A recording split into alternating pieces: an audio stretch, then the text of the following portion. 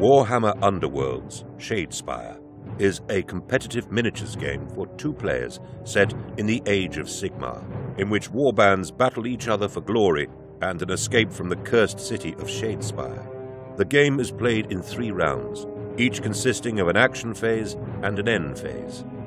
The warband that has amassed the greatest number of glory points by the end of the 3rd round wins. Before the game, each player chooses a warband, such as the heroic Stormcast Eternals or the savage Blood Reavers. The fighters in each warband are described by their fighter cards, which tell you what actions they can take, how fast they can move, and how much damage they can sustain before succumbing to their wounds. Each player chooses 2 decks for their warband, a power deck of 20 or more cards, full of clever ploys and potent upgrades that can be applied to fighters mid-battle, and an objective deck of 12 cards that contain your warband's secret objectives and the key to victory. The construction of your decks can mean the difference between glorious success and dismal failure. Setting up. To begin the game, the players reveal which warband they have chosen and shuffle their decks. They then set up the battlefield by choosing a game board each and placing them so that the hexagonal grid on each board lines up with the other. The shape of the battlefield can have a dramatic effect on the game. To determine which player places their board first, each player rolls 4 of the unique /셰이드스파이어 dice. The player who rolls the least critical successes places their board first. The players then take it in turns to place 5 objective tokens on the battlefield, starting with the player who placed their board first. Once all the objectives have been placed, they are turned over to reveal their numbered sides. Depending on the objective cards each player has chosen, these tokens may be hotly contested. Each player then draws 3 objective cards and 5 power cards from the deck they created, giving them their starting hands. Finally, the players take it in turns to set up each of their fighters on a starting hex on their game board. To determine who places their fighters first, each player rolls 4 of the unique /셰이드스파이어 dice, and the player who rolls the most critical successes gets to choose who places the first fighter.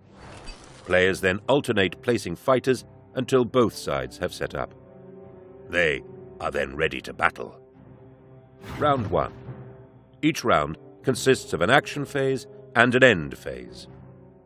In the action phase, each player takes 4 activations, alternating with their opponent. To determine who takes the first activation, each player rolls 4 dice, and the player with the most critical successes chooses to either go first or second. With each activation, a player can make an action with a fighter, such as moving them or making an attack action, or they can draw a card. When a player takes an activation, they may make one of these actions: move, attack, charge, guard, other actions, draw a power card, discard and draw an objective card. Move. A move action allows a fighter to move up to the number of hexes shown on their fighter card. A fighter can only make a move action once per action phase. Attack. With an attack action, a fighter attempts to take an enemy fighter out of action.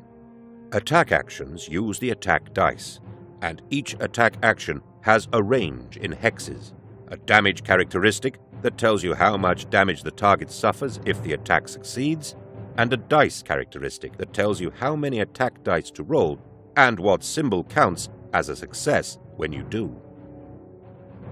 When the attack dice have been rolled, the other player rolls defense dice for the target of the attack. Each fighter has a defense characteristic on their fighter card that tells you how many dice to roll and what counts as a success when you do. In both attack and defense, adjacent fighters can offer support, allowing the player with the most supporting fighters to treat one or both support symbols on their attack or defense roll as successes. If the attacker rolls more successes than the target suffers the damage shown on the attack action. Place a wound token on the target's fighter card for each point of damage they suffer. When they have at least as many wound tokens as their wound's characteristic, they are taken out of action, and the attacking player gains a glory point.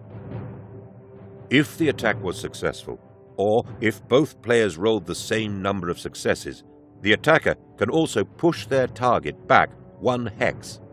Use this wisely to maneuver your opponent's fighters to their doom. Charge. A charge action is very powerful. A fighter that charges makes a move action followed by an attack action. When they do so, they cannot be activated again in that action phase. Guard.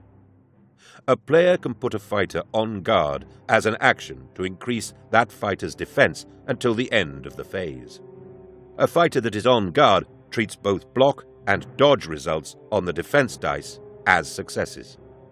Other actions. Some fighters have other actions on their fighter cards, or gain them from upgrades. Using these actions takes 1 activation. Draw a power card. Instead of activating a fighter, a player may spend an activation to draw a power card from their power card deck and add it to their hand. Discard and draw an objective card. Instead of activating a fighter, a player may spend an activation to discard an objective card from their hand and draw a new one from their deck. Power Step.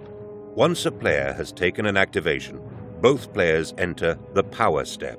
Starting from the player who most recently took an action, the players take it in turns to play a power card, either a ploy or an upgrade, or pass.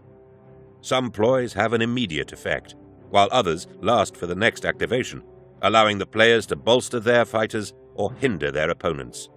Upgrade cards last for the rest of the game, but to play an upgrade card, a player must spend a glory point. Upgrades may increase a fighter's characteristics or grant them additional actions. Some upgrades can only be applied to certain fighters, reflecting their unique character and war gear. The players can play as many cards as they like in the Power Step, but once both players have passed in turn, the Power Step is over, and the next player takes an activation. Once both players have taken 4 activations, the end phase begins. End phase.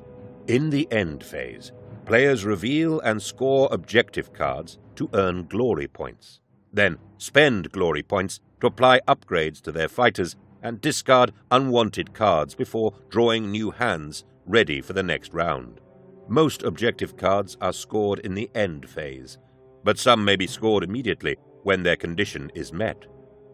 When an objective card is scored, that player earns the number of glory points shown on the card.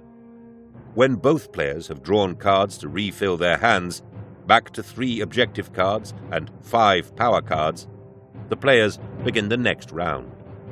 Continuing the game, rounds 2 and 3 are played in the same way as round 1, and at the end of round 3, the game ends. As the game goes on, your fighters may become inspired, unlocking reserves of power even they didn't know they had, and you may get the opportunity to play reactions, powerful actions that interrupt the flow of the battle. If the conditions required for the fighter to become inspired are met, flip their character card over. The conditions for each fighter are unique and shown on their character card. At the end of the game, whichever player has scored the most glory points wins. There you have it, adventurer.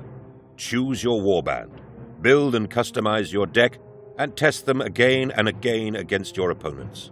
With rules to allow games with up to 4 players and more warbands, each with their own unique cards to choose from, a world of unending battle awaits you.